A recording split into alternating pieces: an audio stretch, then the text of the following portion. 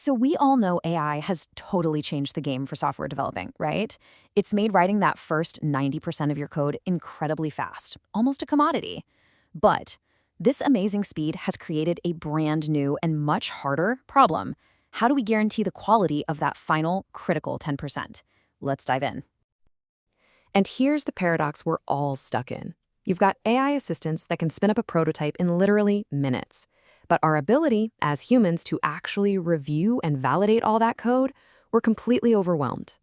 The mental effort hasn't just stayed the same, it's actually shot through the roof. We're generating code faster than ever before, but is it right? Is it secure? Is it going to hold up? This is what people are calling the last 10% problem. And look, this isn't about the easy stuff, the boilerplate code. That's a solved problem. This is about the really hard parts of software engineering, nailing down security, thinking through all the weird edge cases, and most importantly, making sure the new code actually fits into the grand vision of your system's architecture. That last 10%, that's where all the value and frankly, all the risk is hiding now. Okay, so let's really dig into this paradox because for system thinkers, the people who care about the big picture, how everything connects and what happens when things break, the sheer ease of AI code generation is actually a really dangerous trap. And this trap, it has a name, vibe coding. You know what I mean. It's when you look at some AI-generated code and it just looks right. It runs, it doesn't crash immediately, the vibe feels correct, so you just merge it. Now, for whipping up a quick prototype, it's fantastic. But for the long-term health of your system, it's a total disaster. This is how you get those sneaky, subtle bugs creeping into your codebase, piling up technical debt at machine speed.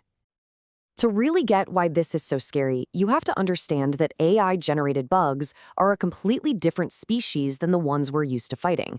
These aren't just simple typos or logic errors. They're way more complex and way more insidious. And just look at the difference here. On the left, you've got the mistakes a human junior developer might make. Syntax errors, simple logic flaws, stuff that's usually pretty easy to spot. But then look at the right. The AI produces code that looks perfect on the surface, but underneath, it's riddled with these deep, systemic flaws. Things like architectural drift, huge security blind spots, and my personal favorite, dependency hallucinations, where it literally just invents libraries that don't even exist. This all comes down to something called the hallucination of competence. You have to remember, an AI is a prediction machine, not a thinking machine. It's just trying to guess the most likely next piece of code, not the most correct one. And that means it might pull in some old insecure pattern because it saw it a lot in its training data. Or it might completely violate the core design of your system because it has no concept of that holistic mental model you've been carefully building. And this right here, this is the big one. For anyone who cares about building robust, maintainable systems, this is the single most dangerous risk. Architectural drift is what happens when the AI, trying to find the quickest solution, starts breaking the rules you've set up, like letting a part of the user interface talk directly to the database. Each little violation seems harmless on its own, but over time, they completely erode the integrity of your entire architecture. Okay, so that's the problem. And yeah, it's a huge one. But the solution isn't just to do more manual code review. That's just not going to scale. The real solution is a whole new generation of AI tools designed specifically to be the guardians of your codebase. The huge leap forward here is the shift from old-school diff-based analysis to modern repository-aware analysis.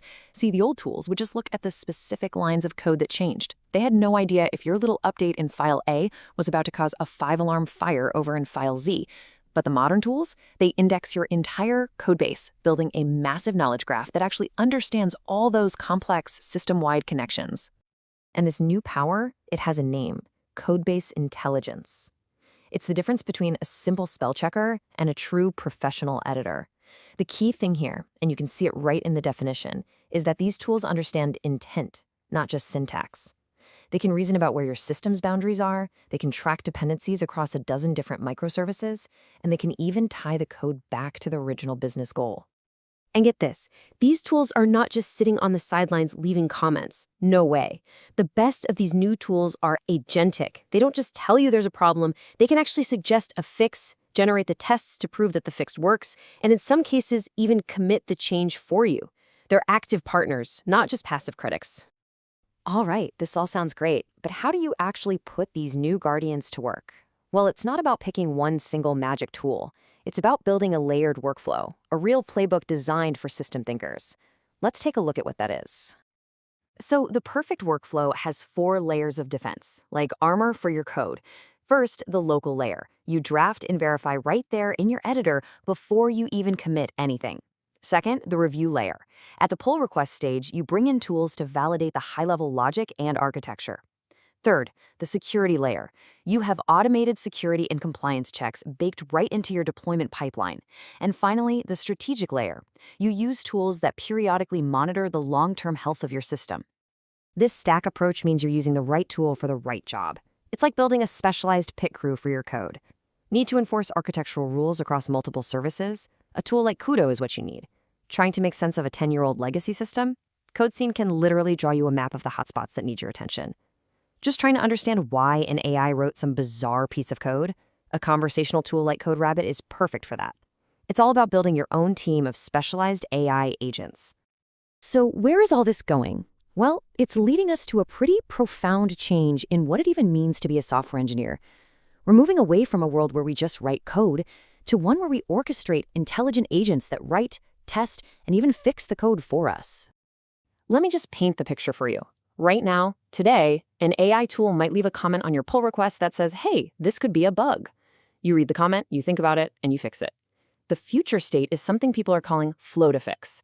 In this world, the AI will find the bug, write the code to fix it, generate a brand new test to prove the fix works, and then automatically commit the code, just sending you a notification saying, hey, I took care of that problem for you. So what's your job in this new world? Your role gets elevated. You're no longer down in the weeds reviewing every single line of code. Instead, you become a policymaker, an architect. You define the rules, the constraints, the core principles, basically the constitution for your software. And then you deploy these AI agents to enforce that constitution 24/7. And that right there is the ultimate takeaway. AI is becoming the master of the nitty-gritty implementation details.